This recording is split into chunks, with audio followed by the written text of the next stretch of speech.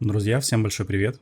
Я не мог не заметить то, что под моим видео об альпийском тигре возникло много споров по поводу того, какой танк лучше, альпийский тигр или же все же ИС-6. Поэтому, как вы понимаете, сегодня мы обсудим один из самых желанных тяжелых танков за боны, это ИС-6 черный. Поэтому присаживайтесь поудобнее, берите себе чай, кофе, мы начинаем. Поехали! ИС-6 черный — это тяжелый танк ветки СССР, расположился на 8 уровне. Имеет довольно неплохое для своего уровня бронирование, и что самое главное, он имеет льготный уровень боев. А это вы уже понимаете классно, потому что танк десятки просто не видит. Поэтому давайте обсудим, что у него хорошо, что у него плохо. И начнем, конечно же, с орудия. У него пушка 122 мм, Д-30, имеет бронепробитие 196 мм и 390 Альфа Страйк за выстрел. Разброс у нас 0.44, время сведения жутко долгое, 2,8 секунды. Пушка пробивает абсолютно любую семерку, шестерку на вылет, то есть без каких проблем. Они вам никаких, скажем так, проблем, да, простите за тавтологию, не составят. С восьмерками здесь уже надо выцеливать, это по-любому. Особенно если там всякие ИСы третьи и так далее, то есть они могут вам принести неприятные иногда ситуации, но в целом, чаще всего бронепробития базовым снарядом вам будет хватать. Есть голдовый подкалибр 225. Не рекордный, конечно, показатель, но тем не менее он есть. 225 уже с девятками в принципе может хватать, если выцеливать опять же. В остальном пушка пойдет. По орудию, в принципе, разобрались. По характеристикам у нас 1550 очков прочности, бронирование корпуса 110 мм по кругу до кормы, корма 50, точнее 60, бронирование башни 150 мм. Из уязвимых зон это лючки, НЛД, соответственно, и есть еще зона неприятная справа от маски орудия. Мы с броней более детально посмотрим с вами уже в Collision, то есть там будет видно все ярые минусы этой машины. Я лично от себя могу добавить точно. Я на машине откатал достаточное количество боев. Как видим, взял одну отметку, на вторую не стал даже пытаться. Мне машина не зашла. То есть мне в нем чего-то не хватает. Но самое главное, зачем мы здесь собрались, мы сравним эти два танка. В ангаре мы поставили ИС-6 черный, без модулей, соответственно с камуфляжем, потому что черный это и есть камуфляж. И поставили альпийского тигра, тоже без модулей, ББ, на камуфляжике. Смотрим по характеристикам. Сухим в ангаре. Скорострельность лучше у ИС-6, то есть стрелять он будет чуть-чуть быстрее, у него 11.22 перезарядка будет. Скорость поворота горизонтального перевода, то есть чуть-чуть лучше у ВАЗика, у альпийского тигра. Так. Углы вертикальной наводки у нас минус 6 на ИС-6, минус 5 на альпийском тигре. Время сведения одинаковое, разброс чуть лучше на альпийском тигре. Средний урон в минуту, соответственно, из-за перезарядки чуть лучше у ИС-6. По бронированию, друзья, мы видим, что у альпийского тигра 120 лоб, 230 башня. То есть по броне альпийский тигр гораздо крепче. Мы посмотрим с вами в Collision эти оба танка, чтобы решить уже окончательно, какая броня из них покруче будет. Я не буду защищать альпийский тигр, мне он нравится больше, но мы будем максимально объективными, да, чтобы снять абсолютно с любого игрока вопрос, что выбирать.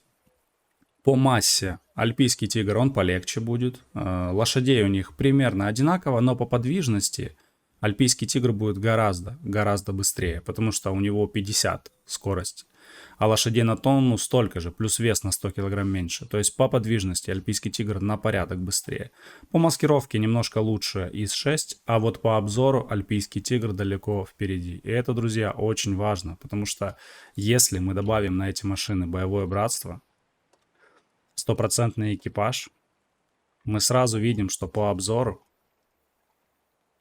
альпийский тигр практически имеет 400 метров обзора. Это я еще не добавил радиоперехват. Поэтому, друзья, по обзору тигр будет видеть дальше. И это очень в нашей игре важно. То есть по нему, скорее всего, 369 в топе. Но это печаль. ИС-6 слепой, страшно танк. Вы должны понимать, что обзор это тоже важная составляющая игры. Поэтому на обзор не стоит забивать. Иногда будут моменты, когда вы должны сами себе светить. По сборке этих танков я знаю две сборки, на которых я играл. Первая сборка для ИС-6 это улучшенная закалка у нас идет. Стабилизатор и досылатель. Это правильная сборка. В основном она для всего подходит. То есть почему нет? Вы собираете машину таким образом, чтобы у вас было как можно больше очков прочности. Это позволит вам чаще идти в размены. А ИС-6 любит размены, потому что броня какая-никакая, она есть, и она будет отбивать часто. То есть не нужно думать, что он прям рыхлый. И 1710 очков прочности вам точно не помешает. Досылатель улучшит вашу перезарядку, стабилизатор улучшит вашу стрельбу в целом. То есть такая сборка это для атаки. И есть вторая сборка, это уже на скорострельность. Это идет вентилятор, досылатель и стабилизатор. Сборка с вентилятором позволит вам максимально настреливать. То есть у вас будет ДПМ в районе 2433, перезарядка в 9,62 секунды. И это тоже неплохо. Поэтому по сборке смотрите сами. Давайте сейчас поговорим о броне в Collision и поехали в Collision. Collision модель этого танка, друзья, выглядит таким образом. Видим, что у нас очень неплохие щеки, там 110, но приведенки 360. Неплохой ВЛД 238. Люк мехвода не пробивается, там 260. НЛД 215. Башня летая советская, но есть много уязвимых мест, особенно то, о чем мы с вами говорили. Справа от маски, если лбом к нему стоите, там 201 мм, а местами есть и ниже. То есть танки с пробитием 220 могут вас сюда пробивать. Очень уязвимые лючки, соответственно 150. Уязвимая крыша, но только для артиллерии. В крышу вы вряд ли закинете, но вот в лючки точно можно забрасывать. В остальном танк неплохо бронирован со лба, есть очень хороший борт, которым можно отбивать. Есть противоаккумулятивный экран на борте. Это очень удобно. Глядя в такой же проекции на ВЗ, мы видим, что ВЛД у нее 250 полностью. У ВЗ нет таких крутых щек, как у ИСа. То есть здесь ИС способен отбивать щекой, но только в лобовой проекции. Если будете доворачивать, соответственно, она уже теряет свое преимущество. У ВАЗика нужно играть только лбом, тут также при довороте будет все теряться, но щеки, конечно, у ИСа будут получше. НЛД здесь 219 у ВАЗа, но 181 хуже, но башня зашита со лба у ВАЗика на порядок круче, чем у ИСа. Здесь по башне точно. Есть также уязвимые лючки 160-180 мм. Но башня хороша. По броне я от себя скажу то, что ИС-6 он тоже бронированный танк. Глупо отрицать, что он прям картонный, но мне ВАЗик как-то нравится больше. У ВАЗа и борт получше будет, и кумулятивный экран побольше, поэтому я такой танкист, который на тяжах играет в основном от борта чаще всего, либо вкатывает в лоб. Поэтому смотрите сами. Если вам нужно качать советский экипаж, и вам нравятся советские тяжелые танки, берите ИС-6, он хорошая машина, нельзя сказать, что это плохой танк. Если нужен китайский экипаж к прокачке, берите ВЗ, тоже нормальный танк. Выбирайте сами, я не могу сказать, что какой-то из них лучше другого. Я понимаю, многие ребята в комментариях начнут рассказывать, то, что ВАЗик это дно или там ИС-6 дно, нет. Для каждого танкиста есть свой танк и нужно это учитывать. Поэтому давайте посмотрим бой на ИС-6 и поговорим уже о нем более детально и подробно. Поехали в бой. Забросила нашего сегодняшнего героя в бой на карту Энск, ниже только танки 7 уровня. Как видим, у него 3 отметки на стволе. По оборудованию закалка, стабилизатор и досылатель, то, о чем мы с вами говорили в ангаре. Эта сборка позволит вам максимально идти в размены, потому что у вас будет 2760 очков прочности, то есть это вообще немало. Играть он будет в основном, я так понимаю, на ББшках. Как обычно, не изменяя себе, я бой не смотрел.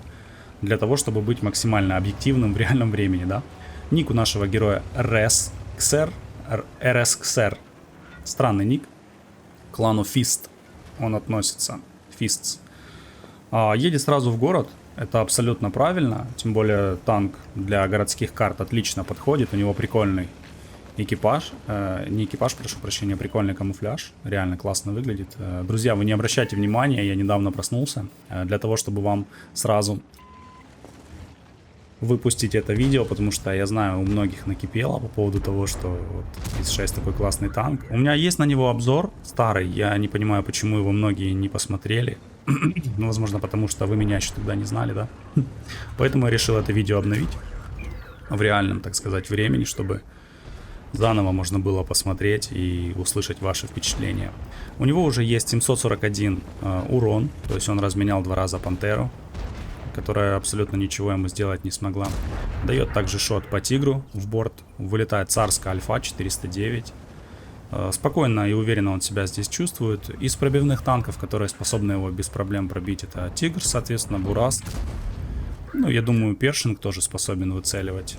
Остальные там исы всякие, все, что ниже, это все печаль. Для нашего сегодняшнего героя они не представляют никакой угрозы. Дает в щеку ису. Буквально 2 минуты боя позади, 1900 урона у него уже есть, 390 заблокировано. И дальше настрел будет только продолжаться, потому что я выбрал такой бой в топе. Друзья, сразу вам скажу, таких боев в таком сетапе у вас будет крайне много, потому что танк льготный, десяток он вообще не видит, вы будете играть в 90%, это максимум с девятками, но из 10 боев в 8 вы будете в топе. Пробил его, кстати, Тигр, пробил прям в ВЛД, под острым углом таким. Тигр пробивная достаточно машина, поэтому броня у ИС-6 против Тигра, она такая себе, разве что от борта. Здесь он удерживает правильно абсолютно позицию в центре, чтобы не прокатывались противники. Союзники, видимо, их разменивают, нужно помогать ССОМ. Вылетает Пантера, дает отличный шот, Альфа вылетает царская, 437. Дальше продолжает разминать противников, очень грамотно играет, то есть видно, что отворачивается, создает дополнительный угол. Это показательный бой на ИС-6, то есть как пользоваться броней, я думаю, в любом бою, даже с десятками, это будет правильное движение, друзья. Я вам напоминаю, если вам нравится мой контент и нравится то, чем я занимаюсь, ставьте лайк, пишите какой-либо комментарий, свое мнение, можно ставить дизлайк, я к этому также отношусь нормально. Поэтому подписывайтесь, если впервые на канале, у меня много роликов, посмотрите, я в описании оставлю ссылку на плейлист со всеми видео, выбирайте, может быть что-то вам будет интересно. Прошло у нас буквально 3 минуты боя, у него уже 3300 урона есть, 870 заблокировано, и все это на базовом снаряде бронебойном. Скорость полета снарядов у него не самая быстрая, 790 метров в секунду, к этому придется однозначно привыкать. Голдовый снаряд под калибр. У ВЗ голдовый снаряд это кумулятив, и пробитие там гораздо больше, там 250 бронепробития. То есть с девятками Вазик будет чувствовать себя поуверенней, в том плане то, что голда, она позволит пробивать вам гораздо больше. Счет у нас пока что 7-7, команда противников пока держит достаточно неплохо и уверенно оборону. То есть видим, что на зеленке союзные силы полностью провалились. У нашего сегодняшнего героя 2 фрага уже есть, то есть он будет дальше продолжать настреливать урон. Перед ним Супер Хелкат, который абсолютно не представляет ему никакой опасности, забрасывает с поджогом по нему. Дружище, нужно возить огнетушитель на Хелкате, ты должен это понимать, танки горят, тем более от таких калибров, как у ИСа. 4300 урона уже за плечами имеется. Кому бы я посоветовал ИС-6? Ну здесь, друзья, так же как и с ВЗ, этот танк подойдет новичкам, потому что на нем можно реально понять, как танковать, понять, как играются тяжелые танки. Главное, что мой основной совет — это не играйте бездумно, играйте всегда с кем-то. То есть в плане союзников. Смотрите, куда разъезжаются союзные силы и поддерживайте их. Не нужно вам ехать, если вы в бою провели не более 3000 боев, да? Вам не нужно ездить самому на передовую, то есть ездите всегда с кем-то. Потому что танк в клинче этот 1 на 1 он способен что-то сделать, но с 2 и более целями уже соответственно нет. Потому что вас просто будут разбирать, у вас нет ДПМа. 2400 это ничто, реально с 2 целями вы будете давать максимум 2-3 выстрела и умирать. Поэтому играйте вдумчиво, аккуратно. Всегда свои уязвимые зоны скрывайте, прячьте, мансуйте, и тогда вам будет счастье. Машина способна к урону, способна к фарму. Потому что снаряды стоят недорого. Я, если честно, врать не буду, какая цена одного снаряда, но я помню от себя точно то, что ИС-6 очень неплохо фармит. У меня был и черный ИС-6, был и обычный. Я их поменял в свое время по трейдину. Не потому что танки плохие, потому что, знаете, у каждого есть, друзья, как бы вам так правильно выразиться, предрасположенность к какому-то определенному танку. И также есть негатив от какого-то другого танка. То есть машина может быть очень хорошая, но у вас просто не получается на ней играть. И это нормально, здесь нужно искать технику, которая вам подходит.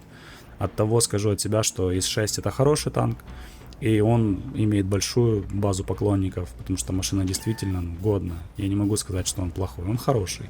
Для фарма это отличный танк. Действительно, для того, чтобы вы фармили кредиты и играли в свое удовольствие, это отличная машина, которая вас будет часто-часто радовать. По сборкам, я думаю, мы с вами разобрались. Здесь у игрока максимально такая агрессивная сборка. Опять же, напомню, здесь у него закалка, стабилизатор и досылатель. Для подобных боев это оптимал вообще, потому что у вас большое количество очков прочности, вы можете выезжать, размениваться, скорее всего вас часто не будут пробивать, и это позволит настреливать дополнительный урон. Плюс танковать. конечно же. Кружится он здесь, стреляет по противникам. Отличный вброс по Лео получился. Без сведения. Вот Борщ, конечно, его пробивает. Там хорошее очень бронепробитие. Нужно закатывать назад, абсолютно верно. Стоять нет смысла. Хороший дает шот по Т-44, но, увы, вылетает пониженный урон. Откатывает дальше. Борща нужно убивать. К сожалению, он единственным выстрелом не сможет его добрать никак. Потому что Борщ, он хоть и картонный танк, но тем не менее. Бронебойно подкалиберными снарядами по нему стрелял 44-ка. И Борщ также голдой стрелял, к сожалению. Если бы, возможно, стрелял Борщ на ВБ, он мог бы его и не пробить. 400 вылетает альфа. Здесь Борщ выбивает ему через каток боеукладку. Так, вкатывает на него 44-ка. Получает от нее урон, добирает Борща. И, скорее всего, умирает, да, от 44-ки. Нет, танкует бортом 44-ку. Повезло, повезло. Ставит на каток, второй поджог в этом бою. И на этом бой заканчивается, друзья. Как вам такое? Если бой понравился, палец вверх. Жду ваше мнение в комментарии и подписку. Пока-пока и до новых встреч.